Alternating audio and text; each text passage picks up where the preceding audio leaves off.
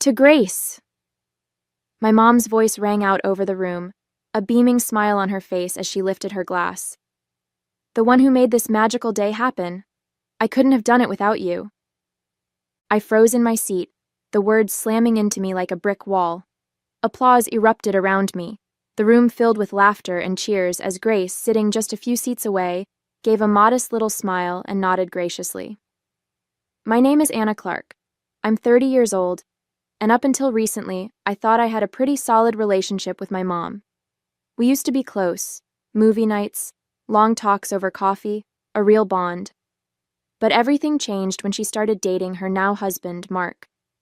Slowly, I felt her pulling away, replacing me with Grace, her new stepdaughter, who was younger, prettier, and seemingly flawless in every way.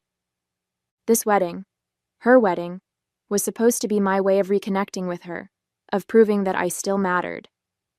I'd spent months planning every detail, silently footing the bill for everything from the venue to the flowers. But it was all a secret, at her insistence, to keep the magic alive. And now, here I was, invisible, as she gave all the credit to someone who barely lifted a finger. The months leading up to the wedding had been a whirlwind of work, stress, and quiet sacrifices. Mom hadn't been involved in the planning at all. That was her decision. Anna, I don't want to get wrapped up in the stress of it all, she'd said early on. You're so much better at this kind of thing. Just surprise me, okay? I know you'll make it perfect. Her trust, though flattering, felt strange. She never asked me about the progress, no questions about the flowers, the venue, or even the dress code.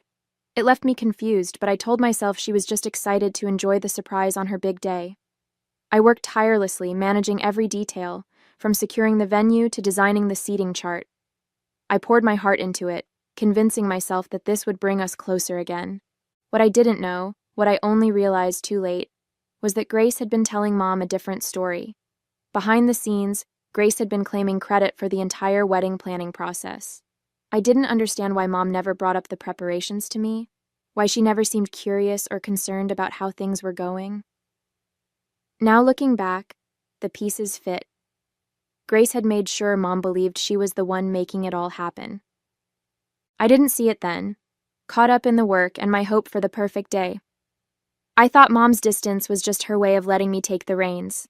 I never imagined it was because she thought someone else was holding them. I remembered a strange conversation I had overheard a few weeks before the wedding. Mom and Grace were sitting in the living room while I was in the kitchen, jotting down notes for the guest list. Their voices carried just loud enough for me to catch snippets. "Oh, Grace, you've been such a lifesaver with all this wedding planning," Mom said, her voice warm and appreciative. "I honestly don't know how I'd have managed without you."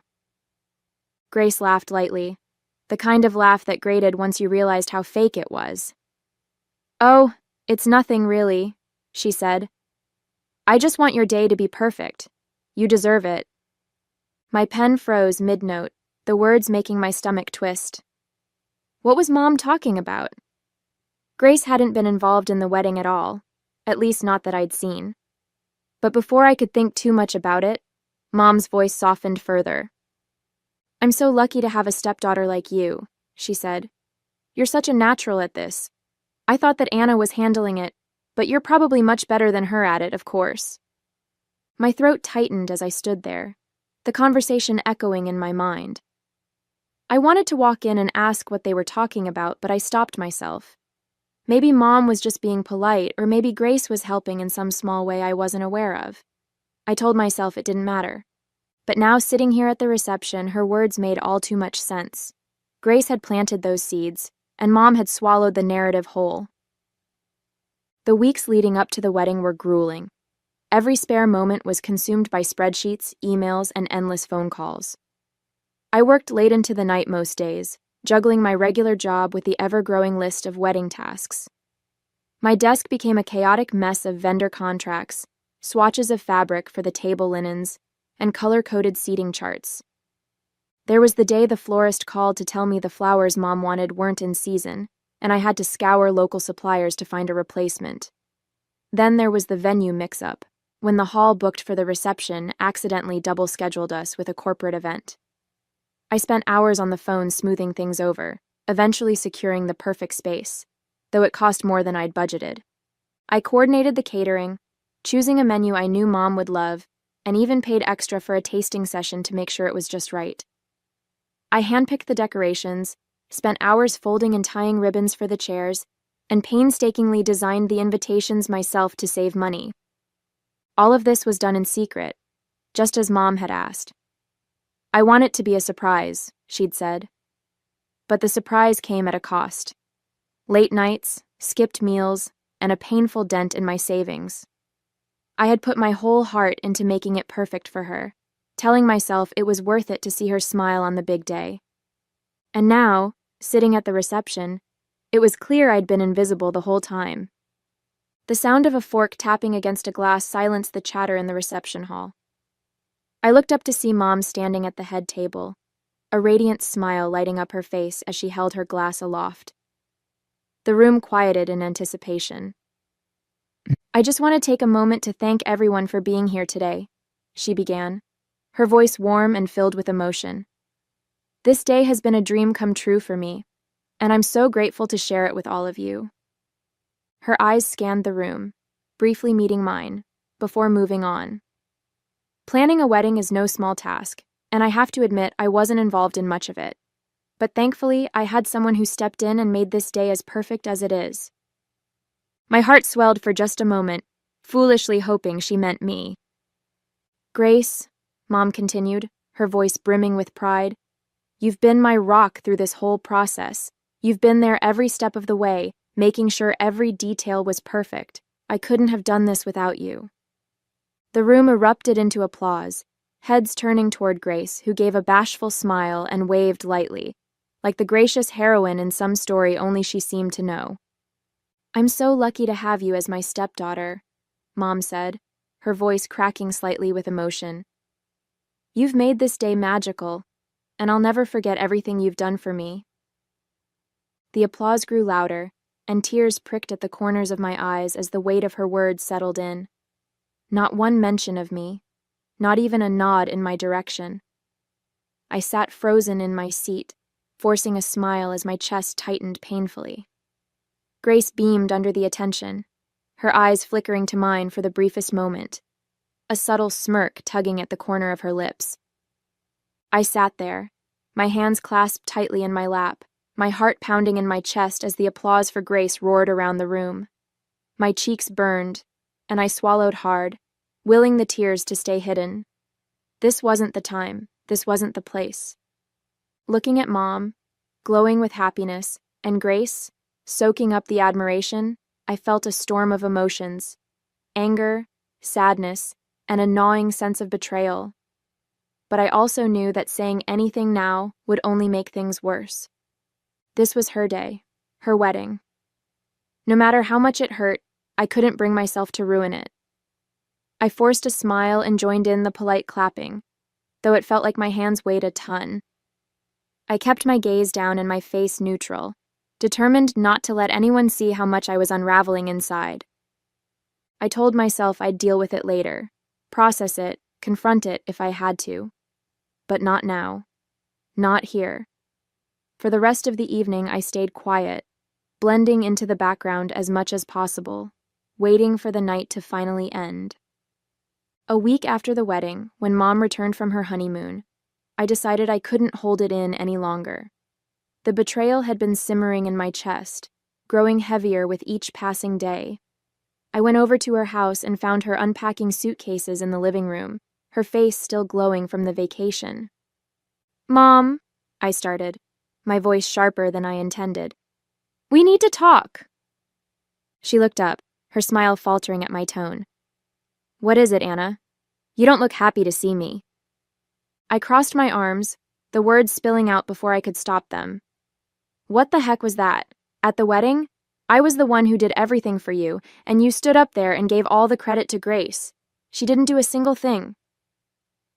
Mom's face hardened, the warmth in her eyes vanishing. "Anna," she said, her voice icy, "I don't know what's gotten into you, but this jealousy of Grace is unbecoming. She worked so hard to make that day special for me. She was the one who actually cared about me. My jaw dropped, my stomach twisting into knots. Jealousy? Mom, I'm not jealous. Grace lied to you. She didn't plan anything. I did. Every flower arrangement, every table, every vendor, I was the one who made it all happen.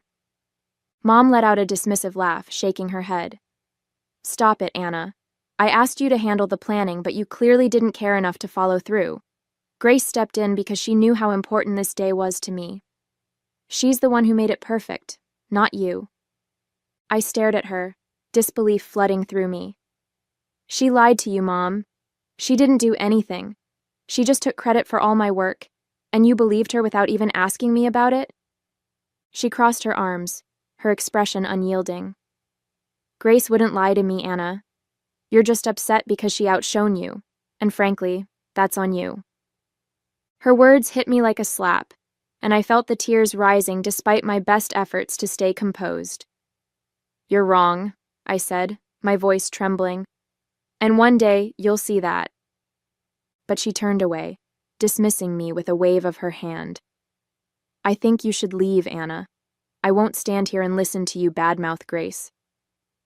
I walked out, my chest aching, the door slamming behind me. Her blind loyalty to Grace stung more than anything I could have imagined. She had chosen Grace's lie over my truth, and I didn't know how, or if I could ever fix that. The next day I couldn't let it go. The anger and betrayal bubbling inside me pushed me to do what I'd been avoiding. I went to Grace's apartment. When she opened the door, her face lit up with that saccharine smile she always wore, as if she hadn't turned my life upside down. Anna, she chirped, leaning casually against the doorframe. What a surprise. What brings you here? I clenched my fists, forcing myself to stay calm. We need to talk, I said, my voice steady but sharp. Sure, come on in, she said with a cheerful tone, stepping aside. I walked past her into the pristine living room, the scent of her overly sweet perfume lingering in the air.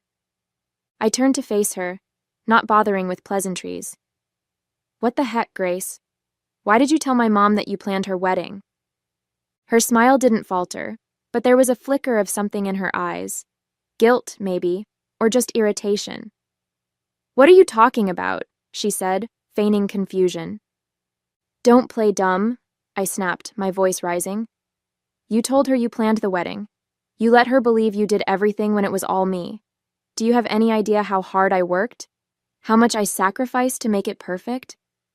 Grace laughed lightly, brushing a strand of hair from her face. Anna, I never told her anything like that. She just assumed I was helping. I didn't think it was a big deal, so I didn't correct her. I glared at her, my blood boiling. Didn't correct her? You sat there at the reception and soaked up all the credit. You let her believe it was you while she completely ignored me. She crossed her arms, her smile turning smug. Look, it's not my fault she believes in me more than you. Maybe if you'd been a little more open about what you were doing, this wouldn't have happened. Her words hit like a slap, and I took a step closer, my voice trembling with fury. You're unbelievable. You knew exactly what you were doing, and you didn't care. All you wanted was the spotlight. Grace shrugged, her expression cool and detached. If it means that much to you, talk to her. It's not my problem if she thinks I'm better at these things than you are. I stared at her, disbelief and disgust flooding through me. You're pathetic, Grace, I said, my voice low. And one way or another, the truth is going to come out. Enjoy the spotlight while you can. Without waiting for a response, I turned and walked out, slamming the door behind me. My chest heaved with a mix of anger and resolve. I didn't know how yet, but I was going to make sure everyone knew the truth. Grace wasn't going to get away with this. The day of Grace's birthday arrived, and I sat at home stewing, knowing full well I hadn't been invited. I'd heard from my brother that it was going to be a big celebration. Grace's friends, her boyfriend Liam, and even my mom and the rest of the family would be there. The thought of them all laughing and celebrating while Grace basked in the attention made my blood boil. I stared at the folder on the table in front of me, packed with receipts, email chains, and text messages. every piece of evidence proving that I had been the one to plan and pay for Mom's wedding. Grace's lies had stolen my effort, my recognition, and my relationship with Mom. And I'd had enough. I grabbed the folder, threw on a coat, and headed out the door. I didn't know exactly what I was going to say, but I knew I couldn't let this go on any longer. Before I showed up, the room was buzzing with admiration for Grace. Laughter echoed through the space as her friends and family circled her, their voices overlapping with compliments. "You really outdid yourself with that wedding, Grace," one of her friends gushed, holding a glass of champagne. "Everything was so elegant. It looked like something out of a magazine." Another chimed in, "The floral arrangements were breathtaking. You have such an eye for detail." Even Mom couldn't hold back her adoration. "I don't know how you managed it all," she said, beaming at Grace. "You made it perfect, just like I knew you would." Grace basked in the attention, smiling sweetly and nodding modestly, her eyes glinting with satisfaction as she soaked up the praise for work she hadn't done. When I arrived at Grace's apartment, the party was in full swing. Laughter spilled out into the hallway as I stood at the door, taking one last deep breath before knocking.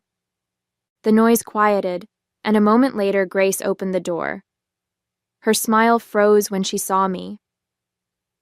"Anna," she said, her voice tight. "What are you doing here?" "Crashing the party," I said evenly, stepping inside without waiting for an invitation. The room fell silent as I walked in, all eyes turning toward me.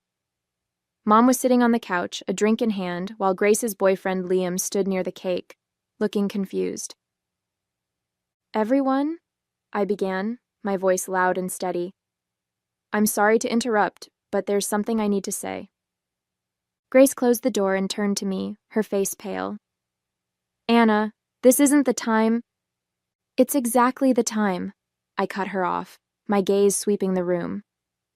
"For weeks now, I've been watching someone else take credit for everything I did to plan my mom's wedding. And I think it's time everyone knows the truth." A murmur went through the crowd as I opened the folder and pulled out the first stack of receipts. "I was the one who booked the venue," I said, holding up the contract with my name on it. "I hired the caterers, chose the menu, and paid for every single dish served that night." I moved to the next pile. "I picked out the flowers, organized the centerpieces, and coordinated the delivery times. Here's the invoice and the email chain confirming it." My voice grew stronger as I continued, laying out the text messages, spreadsheets, and more. Everything, the invitations, the decorations, the seating arrangements, was done by me, not Grace. The room was dead silent now, the weight of my words settling over everyone. Mom's face was frozen in shock, and Grace stood stiffly near the door, her jaw clenched. "Anna," Mom finally said, her voice wavering, "what are you talking about? Grace told me." "Grace lied," I said, cutting her off as I turned to face Grace. "Go on, Grace. Tell everyone how you let her believe you did all the work. Tell them how you stood there at the reception and took credit for things you had nothing to do with." Grace's lips parted, but no words came out. The room seemed to hold its breath, waiting for her response. "It's not like that," she stammered, her voice shaky. I didn't lie, I didn't correct her because it wasn't a big deal." "Not a big deal," I said, my voice rising. "You let me work myself to exhaustion while you stood there and soaked up the praise. You didn't care about what that would do to me, or to Mom." Liam stepped forward, his face a mixture of confusion and anger. "Grace," he said slowly, "is this true? Did you lie about planning the wedding?" Grace turned to him, her eyes wide. "Liam, I..." "Don't," he said, holding up a hand. "Just tell me the truth." She looked around the room, her cheeks flushed with embarrassment. "Fine," she said finally, her voice bitter. "Yes, okay? I didn't plan the wedding. Anna did, but it's not like it matters. It was just one day." The room erupted in gasps and murmurs. Liam's face hardened, and he took a step back from her. It matters to me, he said coldly. If you can lie about something like this, what else are you lying about? He shook his head, his voice filled with disbelief. I can't do this anymore, Grace. We're done. Grace's mouth fell open, but no words came out. The color drained from her face as she watched Liam grab his coat and leave. I turned to Mom, who was sitting frozen, her eyes glossy with unshed tears. I tried to tell you, I said softly. I did everything for you, and you wouldn't even listen to me. Anna, she said, her voice breaking, I didn't know. I'm so sorry. I should have asked, I should have. It's too late for that, I said, my tone firm but not unkind. I just needed you to know the truth, and now you do. With that, I gathered my things and walked out, leaving the party in stunned silence. For the first time in weeks, I felt free. A couple of days later, the phone buzzed in my hand, and I glanced at the screen, surprised to see Grace's father's name. Mark wasn't the type to call. He was always quiet, keeping to himself at family gatherings. Hesitating for a moment, I answered. Hello? I said cautiously. Anna, his deep voice came through, slow and deliberate. It's Mark. I hope I'm not bothering you. No, it's fine, I replied, unsure of where this was going. What's on your mind? There was a pause, the kind that felt heavy with unspoken words. Finally, he sighed. I just wanted to apologize, he said, his voice thick with shame, for what happened, for what Grace did. My chest tightened, but I kept my voice calm. You don't have to apologize for her, Mark. It wasn't your fault. I know, he said quickly. But still, I feel responsible. I raised her better than that, or at least I thought I did. He paused again, struggling to find the right words. At the party, when I found out what she did, taking credit for all your work, I was ashamed, Anna. Terribly ashamed. You didn't deserve that. I swallowed hard, his sincerity catching me off guard. Thank you for saying that, I said softly. It means a lot. She's paying the price now, Mark continued, his tone somber. I think she's starting to understand the damage she's done. But that doesn't fix what you went through. If there's anything I can do to make it right, anything at all, just say the word. I exhaled, the weight of his words settling over me. I appreciate that, Mark, I said after a moment. I really do. But I think the best thing you can do is talk to Grace. Help her see why this wasn't okay.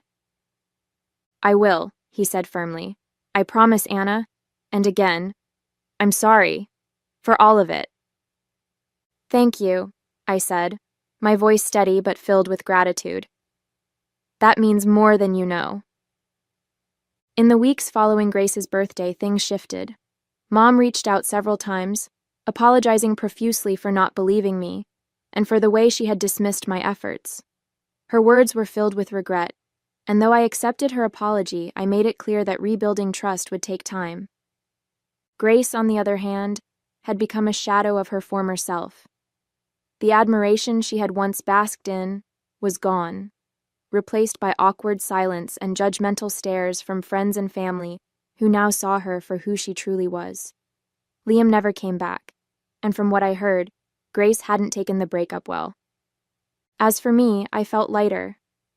For so long I had sought validation from people who didn't value me, but now I realized I didn't need their approval to feel worthy. I channeled my energy into myself, picking up hobbies I'd neglected, reconnecting with friends, and setting boundaries that protected my peace. Mom and I eventually began to repair our relationship, but it was different now.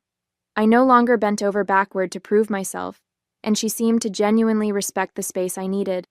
The distance allowed us to rebuild something healthier, something that wasn't built on my sacrifices. As for Grace, she faded from the center of attention, and I couldn't help but feel a little sorry for her. But only a little. Sometimes, the truth had a way of setting things right.